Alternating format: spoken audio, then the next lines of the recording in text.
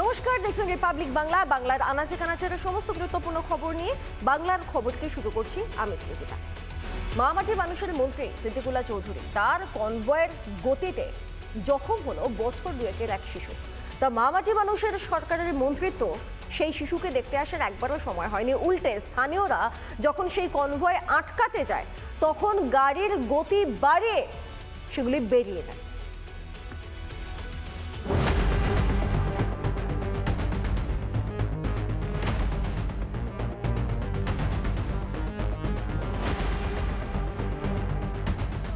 রাজ্যের মন্ত্রী কলকাতা স্তব্ধ করার হুঙ্কার দেন, কিন্তু তারপরই কনভয় ধাক্কায় জখম হয় এক শিশু, আর মন্ত্রী ল্যাজ গুটিয়ে পালিয়ে যান।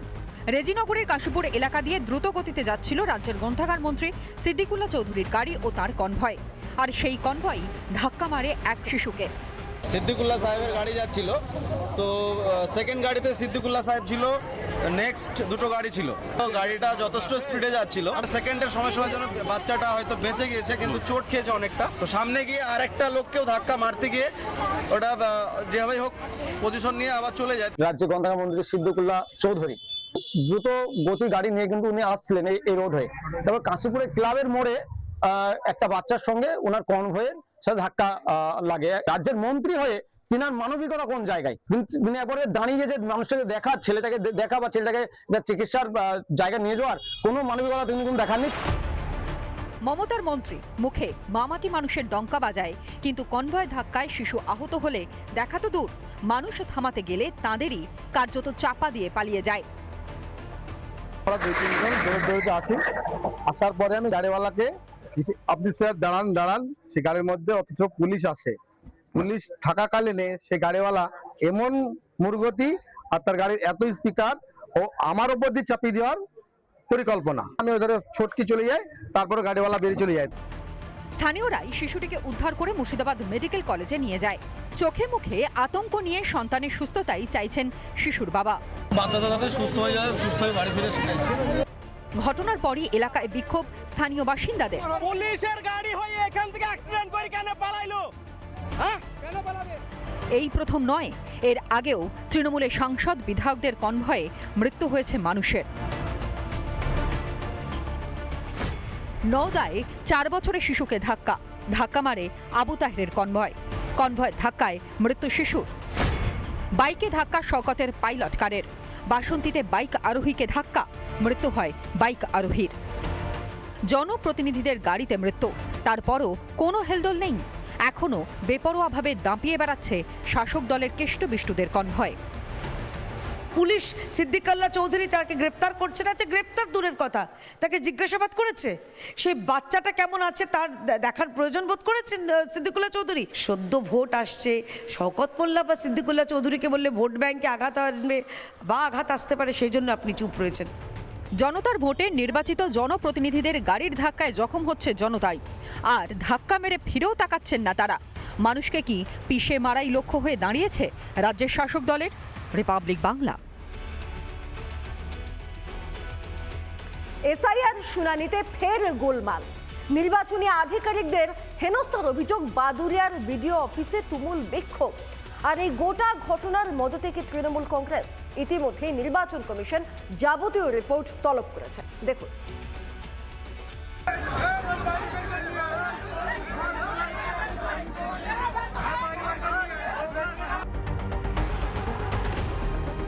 শনিবার ছিল এসআইআর শুনানির শেষ দিন। সেদিনই প্রকাশ্যে এলো উত্তর 24 পরগনার বাদুড়িয়ার বিডিও অফিসের তাণ্ডবের ছবি।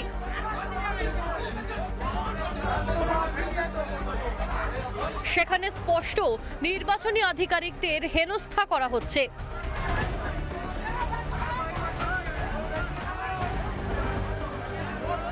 এই ঘটনায় এবার উত্তর 24 পরগনার জেলা নির্বাচনী আধিকারিকের কাছে রিপোর্ট তলব করেছে মুখ্য নির্বাচনী আধিকারিকের দপ্তর। এদিকে এই ছবি পোস্ট করে বিরোধী দলনেতা শুভেন্দু অধিকারী অভিযোগ করেছেন বাদুড়িয়া বিডিও অফিসে তাণ্ডব চালিয়েছে তৃণমূল। গুন্ডাদের, দুর্বৃত্তদের হাতে, এবং এর নেতৃত্ব দিচ্ছেন মুখ্যমন্ত্রী গুন্ডাদের, আর প্রশাসনকে মিসগাইড করছেন, মুখ্যমন্ত্রীর হয়ে আশ্বস্ত করছেন অবৈধভাবে নিয়োগ হওয়া চিফ সেক্রেটারি নন্দিনী চক্রবর্তী।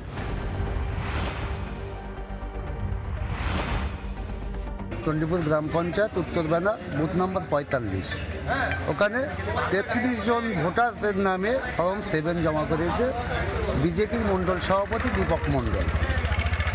আদতে তারা প্রত্যেকেই জীবিত ব্যক্তি। ফর্ম 7 এটা নিয়ে অনেক বৈষম্য হচ্ছে, রাজনৈতিক মতপার্থক্য থাকার কারণে অনেক ক্ষেত্রে অনেকের বিরুদ্ধে ইচ্ছাকৃতভাবে জমা করা হচ্ছে। বাদুড়িয়া নয়, রাজ্যের বিভিন্ন জায়গায় সঠিকভাবে তদন্ত করলে দেখা যাবে অনেকের বিরুদ্ধে এই ধরনের ফর্ম জমা করা হয়েছে। সে বৈধ নাগরিক, জীবিত, তারপরও তার বিরুদ্ধে হচ্ছে।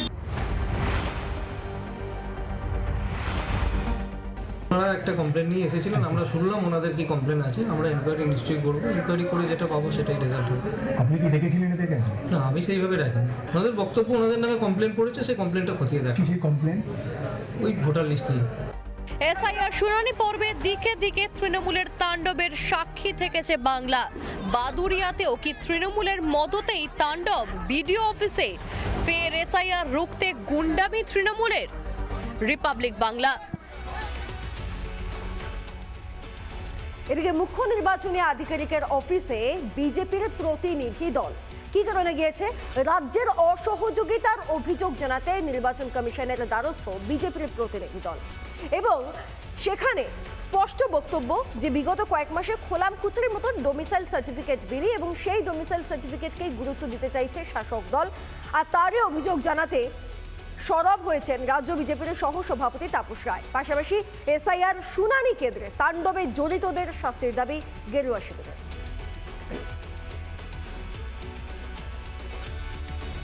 ডোমিসাইল সার্টিফিকেট এখন কেন, আগে দেয়নি কেন, এই সময় কেন? সেই ডোমিসাইল সার্টিফিকেটে লেখা যে এটা কিন্তু এসআইআর জন্য। তুমি কে? সবকিছুরই তো একটা নিয়ম আছে, সেই নিয়ম বহির্ভূত কাজ কিন্তু এখনো এখানে হয়ে চলে। একটা সেকশন ঠিকঠাক কাজ করতে চাইছে, তাদের থ্রেট করা হচ্ছে, কাজ করতে দেওয়া হচ্ছে, প্রোটেকশন দেওয়া হচ্ছে না। আর একটা সেকশন যা খুশি তাই করছে, তাদের পানিশমেন্ট হচ্ছে। গত 5 ফেব্রুয়ারি রাজ্যের অন্তর্বর্তীকালীন বাজেট পেশ করেছেন অর্থ প্রতিমন্ত্রী চন্দ্রিমা ভট্টাচার্য। আর সেই বাজেটে শুধু ভাতা আর ভাতা। এবার এই বাজেটেরই তীব্র সমালোচনা করলেন পীরজাদা তোহা সিদ্দিকী। তার মতে এটা উন্নয়নের বাজেট নয়, এটা ভাতার বাজেট। এই খোঁচা দিচ্ছেন শাসক দলকে ফুরফুরা শরীফের পীরজাদা তোহা সিদ্দিকী। তার স্পষ্ট বক্তব্য, উন্নয়নের স্বার্থে নয়, ভোটের স্বার্থে এই অন্তর্বর্তীকালীন বাজেট তৈরি করা হয়েছে।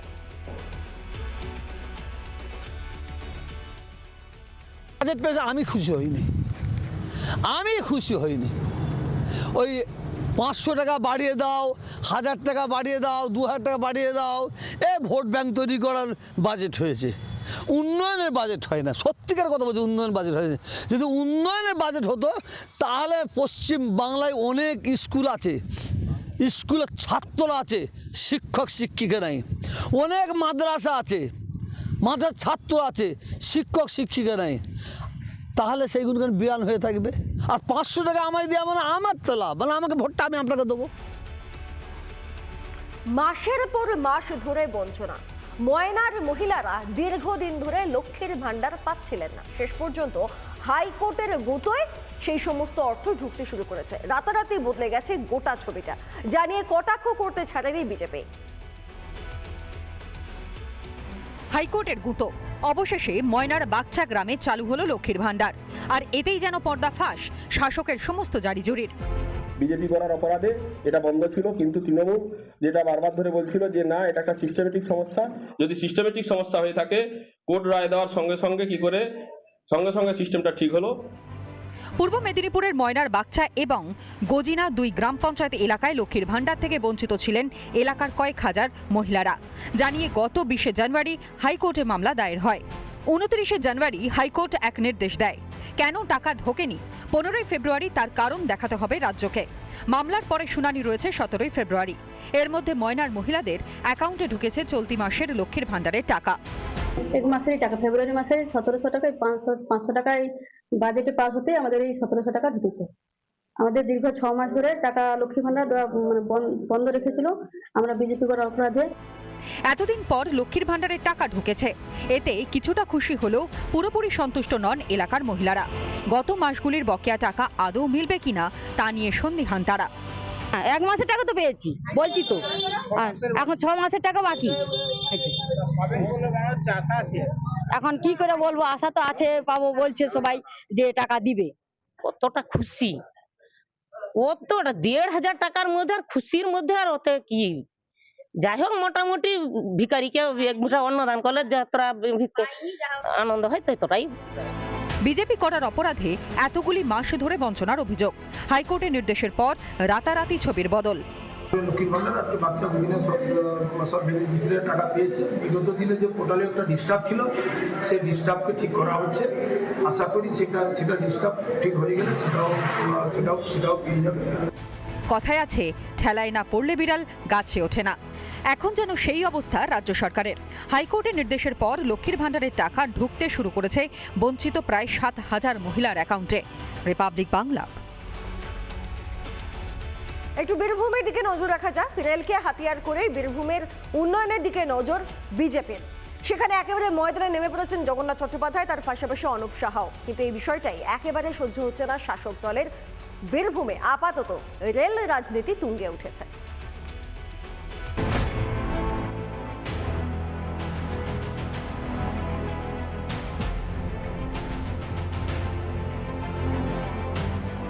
রেলমন্ত্রী শ্রী অশ্বিনী বৈষ্ণবজিকে হৃদয়ের অন্তঃস্থল থেকে ধন্যবাদ এবং অভিনন্দন জানাচ্ছি। আমার মতো একজন সাধারণ কার্যকর্তা তার নিজের এলাকার উন্নয়নের জন্য যে প্রস্তাবগুলি নিয়ে গেছে তার সবটাই তিনি কার্যকর করে দিয়েছেন। নতুন রেলপথ নিয়ে উদ্যোগী হয়েছেন বিজেপির রাজ্য সহসভাপতি জগন্নাথ চট্টোপাধ্যায়। তখনই ভীমগড় থেকে পলাশতলী বন্ধ হয়ে যাওয়া রেলপথ ফের চালুর দাবিতে সরব এবার বিজেপি বিধায়ক অনুপ সাহা। এই রেল লাইনটা চালু হলে এক তো যোগাযোগ ব্যবস্থা বা ব্যবসা বাণিজ্যর ক্ষেত্রে সব ক্ষেত্রেই এই রেলপথটা অত্যন্ত গুরুত্বপূর্ণ, যা সমস্ত মানুষের দাবি। আশা করব আগামী দিনে রেল দপ্তর এটার উপরে নজর রাখবেন। কিন্তু বিরোধী বিজেপির নেতাদের এই প্রচেষ্টাকেও ভালোভাবে মেনে নিতে পারছে না শাসক। বিধানসভা নির্বাচনের আগে বীরভূমে রেল রাজনীতি তুঙ্গে। তারা বিভিন্ন জায়গায় একটা ড্রামা করার চেষ্টা করছে, এতে মানুষ ভুলবে না। কারণ মমতা বন্দ্যোপাধ্যায় যেভাবে উন্নয়নের কর্মসূচির প্রত্যেকের বাড়িতে বাড়িতে পৌঁছে দিয়েছেন, কাজে এরপর ওদের কোনো জায়গায় নেই এই সমস্ত করা ছাড়া অন্য কোনো কথা বলার। রেলটা কতটা গুরুত্বপূর্ণ এটা কোনো বড় কথা নয়। শাসক নেতা বলছেন রেল প্রকল্পের কতটা গুরুত্ব সেটা বড় কথা নয়, অথচ মমতা ব্যানার্জি রেলমন্ত্রী থাকার সময়কার কথা মনে করিয়েই বারবার বোট টানার মরিয়া চেষ্টা করেছে শাসক।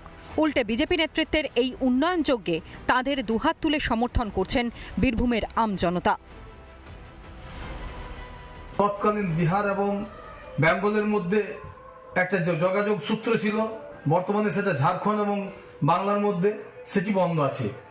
যদি অতি সত্ত্বর চালু করার ব্যবস্থা করা হয় তাহলে আমাদের এলাকাবাসী বিশেষভাবে সুবিধা হবে। রেল রাজনীতি যেভাবে জেলার বিভিন্ন প্রান্তে ছড়িয়ে পড়ছে, তার ফল কতটা সদূর প্রসারী হবে সেদিকেই লক্ষ্য রাজনৈতিক মহলের। বীরভূম থেকে ভিডিও জার্নালিস্ট লালটুর সাথে মনোরঞ্জন, রিপাবলিক বাংলা। এগরায় সেই বিস্ফোরণের কথা মনে আছে? আচ্ছা, ভানুবাগকে মনে আছে কি আপনাদের? তাহলে একটা খবর শুনুন। এই ভানুবাগের পরিবারেরই এক সদস্যকে যুব সংগঠনের গুরুত্বপূর্ণ পদে এনেছে তৃণমূল কংগ্রেস দল। সেটা আনতেই পারে, কিন্তু এই নিয়ে রাজনীতির হাওয়া গরম এগরায়। বাজে কারখানায় ভয়াবহ বিস্ফোরণ কেড়ে নিয়েছিল 11টা তরতাজা প্রাণ। এগরার রাজনীতিতে 2023 সালের সেই খাদিকুল বিস্ফোরণের ছায়া। মূল অভিযুক্ত ভানুবাগের আত্মীয়কে যুব তৃণমূলের পদাধিকারী করায় তুঙ্গে বিতর্ক। এই ভানুবাগের পরিবার তখন অস্বীকার করেছিল এবং তৃণমূল অস্বীকার করেছিল যে এর সঙ্গে দলের কোনো যোগ নেই। কিন্তু এবারে যেটা দেখা গেল যে সাহারা অঞ্চল তৃণমূলের যুব কংগ্রেসের যে সভাপতি যাকে করা হলো, সেই ভানুবাগের নাতি সুদীপ্ত বাগকে এই অঞ্চল তৃণমূল যুব কংগ্রেসের সভাপতি করা হয়েছে। আমরা অ্যাকচুয়ালি প্রথম থেকে দল করে যাচ্ছি তৃণমূল, আর বিরোধীরা তো লেগে আছে পিছনে উল্টাপাল্টা কথা বলবেই, ওদের কাজ ওটাই। আর আমাকে দল চেয়েছে, গ্রামের লোক চেয়েছে, গ্রামের বাসিন্দা চেয়েছে, বুঝে বুঝে মানুষ চেয়েছে, তাই আমি যুব সভাপতি হতে পেরেছি। বিরোধীদের কাজ হচ্ছে পিছনে লাগা, উল্টাপাল্টা কথা বলা। এই ঘটনার সামনে আসতেই জোর শোরগোল রাজনৈতিক মহলে। বিজেপির দাবি তৃণমূল যে অপরাধীদের সাথে আপোষ করে এই নিয়োগই তার প্রমাণ। বিস্ফোরণের সময় থেকেই তৃণমূলের বিরুদ্ধে অবৈধ বাজি ব্যবসাকে মদদ দেওয়ার অভিযোগ তুলে আসছিল বিরোধীরা। সেই বিতর্ক এবার যেন নতুন মাত্রা পেল। তখনও আমরা আওয়াজ তুলেছিলাম, আন্দোলন করেছিলাম যে পূর্ণ সমর্থন ছাড়া এবং বিধায়কের বাড়ির ঠিক পাশেই এত বড় একটা কারখানা চলছে, এত বড় বারুদ মজুদ থাকছে, পুলিশ প্রশাসন জানে না, তৃণমূল কংগ্রেসের সুপ্রিমো জানে না, এটা হতে পারে না। তো তাদের ঘরের পরিবারের বিরুদ্ধে অভিযোগ থাকলে সেই অভিযোগ পুলিশি তদন্ত হচ্ছে, তার আইনি ব্যবস্থা রয়েছে। তার মানে এই নয় তাদের পরিবারে কেউ কখনো রাজনীতি করতে পারবে না বা কোনো দল করতে পারবে না। তো স্বাভাবিক কারণে মানুষ যদি চায় কাউকে নেতৃত্ব হিসেবে, সে নেতৃত্ব দেবে, এটাই স্বাভাবিক। তো তার জন্য বিজেপির মাথা ব্যথার কোনো কারণ নেই। বিরোধীরা বরাবর বলে শাসকের প্রশ্রয়ই দুষ্কৃতীদের বারবারন্ত। ভানুবাগের আত্মীয়কে পদ দেওয়ায় সেই অভিযোগে যেন হাওয়া দিল এগরায়। রিপাবলিক বাংলা। রাজ্যে বারবার এই আবাসের ক্ষেত্রে তৃণমূল নেতাদের বিরুদ্ধে কাটমানি নেওয়ার অভিযোগ ওঠে। এবার কড়া পদক্ষেপ করল পুলিশ, অর্থাৎ কড়া বার্তা দিয়ে পুলিশের তরফ থেকে জানানো হয়েছে যে কাটমানি যদি কেউ নেয় তাহলে তার যাবতীয় তথ্য পুলিশকে জানানো যাবে হেল্পলাইনের মাধ্যমে। কাটমানি রুখতে কড়া বার্তা হেল্পলাইন চালু করল পূর্ব মেদিনীপুর পুলিশ। সরকারি প্রকল্পের সুবিধা পেতে কেউ কাটমানি চাইলে কঠোর আইনানুগ ব্যবস্থা নেওয়া হবে, এমনই হুঁশিয়ারি দিলেন পূর্ব মেদিনীপুর জেলার ভারপ্রাপ্ত পুলিশ সুপার মিঠুন কুমার দে।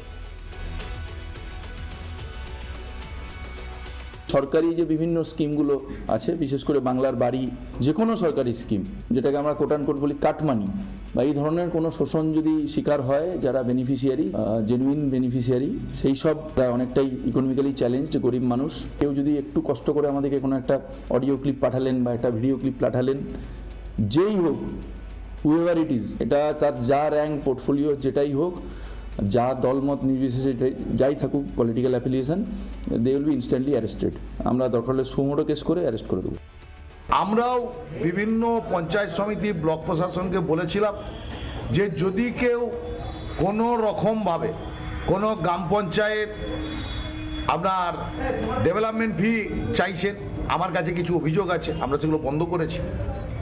অনেকে যদি যে কেউ তার কাছ থেকে কোনো রকমভাবে টাকা চায়, আমরা বিডিও সাহেবকে জানাতে বলেছিলাম, আজকে বলবো অবশ্যই প্রশাসনকেও জানাতে।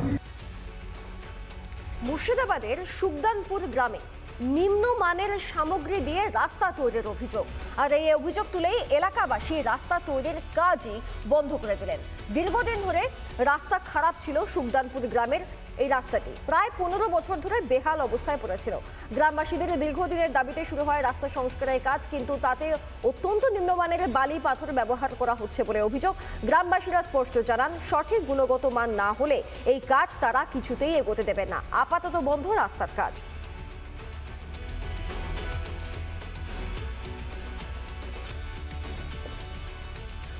বিক্ষোভ কেন, ঢালাই বোর্ড নেই, আর কন্ট্রাক্টরের কাছ থেকে প্রধান এই কাজটা নিয়েছে, দিয়ে জোর করে এই কাজটা করাচ্ছে। সেরকম কাজ এখানে হচ্ছে না, কোনো বোর্ডও লাগায়নি। 8 ইঞ্চি ঢালাই কথা, এখানে 3 ইঞ্চি 4 ইঞ্চি ঢালাই করছে, ঠিক আছে। কাজের কোনো শিডিউল টানানো নাই, কিছু নাই।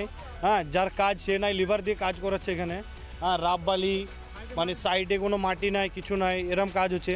স্পটে তো এখানে কেউই নাই, শুধু লিভার আছে বাস, বাকি আর কেউ নাই। তার নির্দেশে ঢালাই করছেন প্রধান প্রধান গড়ডার অঞ্চলে। হ্যাঁ, ওই কাজ করেছেন, দেখেছি আমাদের ঢালাই করেছেন, রাস্তা ঢালাই করেছেন। কত ইঞ্চি বললেন?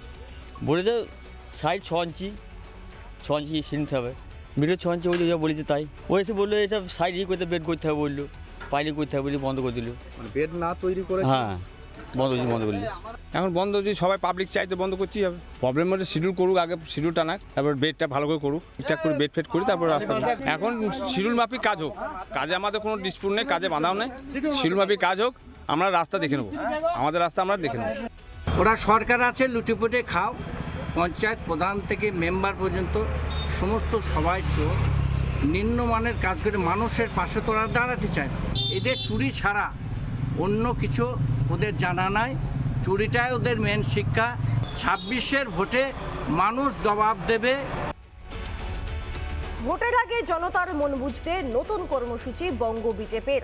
প্রত্যেকটি বিধানসভায় একটি করে সাজেশন বক্স রাখা হবে। কেন রাখা হবে? সেখানে মানুষ মত দান করবে এবং তারই ভিত্তিতে সংকল্প কর্মসূচি তৈরি হবে ভোটের আগে বিজেপির তরফে। সেই জন্যই সমস্ত বিধানসভাতে সংকল্প পত্র তৈরির আগে মানুষের সাজেশন নেওয়ার জন্য এই ব্যবস্থা। এছাড়াও হেল্পলাইন নাম্বার এবং ইমেল আইডিও দেওয়া হচ্ছে। আমাদের যে সংকল্প পত্র হবে, যা নিয়ে আমরা মানুষের সামনে নির্বাচনে যাব, সেটা যেন সর্বব্যাপী হয় এবং সর্বস্পর্শী হয়। তার লক্ষ্যে আমরা সংকল্প পত্র পরামর্শ অভিযান শুরু করছি আজ। 2026 বিধানসভা নির্বাচন, ভোটারদের মন বুঝতে চাই নতুন কৌশল বঙ্গ বিজেপি। সংকল্প পত্র তৈরিতে মানুষের মতামত জানতে চালু হচ্ছে সাজেশন বক্স। ড্রপ বক্স বা সাজেশন বক্স সেইগুলো কিন্তু পৌঁছে দেওয়া হবে সাধারণ মানুষের কাছে। সংকল্পপত্র অভিযানের এটি কিন্তু একমাত্র অন্যতম অস্ত্র, এমনটাই কিন্তু বিজেপির পক্ষ থেকে জানানো হচ্ছে। এবং প্রতিটি বিধানসভাতে প্রতিটি বুথে বুথে কার্যত কিন্তু এই সমস্ত যে ড্রপ বক্স সেই সমস্তগুলো কিন্তু পৌঁছে যাওয়া যাবে, যেগুলোতে সাধারণ মানুষজন তাদের মতামত জানাতে পারবেন। সাধারণ মানুষ কি চাইছেন, তাদের দাবি কি কি চাহিদা রয়েছে, সেই সমস্ত কিছু কিন্তু এই ড্রপ বক্সের চিঠি আকারে কিন্তু দিতে পারবেন। আমাদের আজ থেকে আগামী 18 তারিখ পর্যন্ত পশ্চিমবঙ্গে এই ধরনের পরামর্শ দেওয়ার জন্য ড্রপ বক্স থাকবে। 1000টি জায়গায় এই ড্রপ বক্স থাকবে। 17 এবং 18 তারিখে আমরা এটা করব শুধু কলকাতার জন্য। বাদবাকি আজ থেকে এটা শুরু হয়ে যাচ্ছে এবং আগামীকাল থেকে সমস্ত জায়গায় এই ড্রপ বক্স পৌঁছে যাচ্ছে। ড্রপ বক্সের পাশাপাশি দেওয়া হয়েছে ইমেল ও কিউআর কোড ও হেল্পলাইন নাম্বার। যে হেল্প ডেস্ক নম্বর, সেই টোল ফ্রি নম্বরও কিন্তু এখানে দেওয়া হয়েছে 9727294294। যে email ID sankalpo.wb2026@bjpbengal.org। Video journalist Ali হোসেনের সঙ্গে ইন্দ্রাশিস বাগচি, রিপাবলিক বাংলা, কলকাতা। নানা ধরনের কন্টেন্ট দেখার জন্য লাইক করুন, শেয়ার করুন আমাদের ফেসবুক পেজ, সাবস্ক্রাইব করুন আমাদের ইউটিউব চ্যানেল। পাশাপাশি অন্যান্য ব্রেকিং নিউজের জন্য অবশ্যই চোখ রাখুন রিপাবলিক বাংলায়।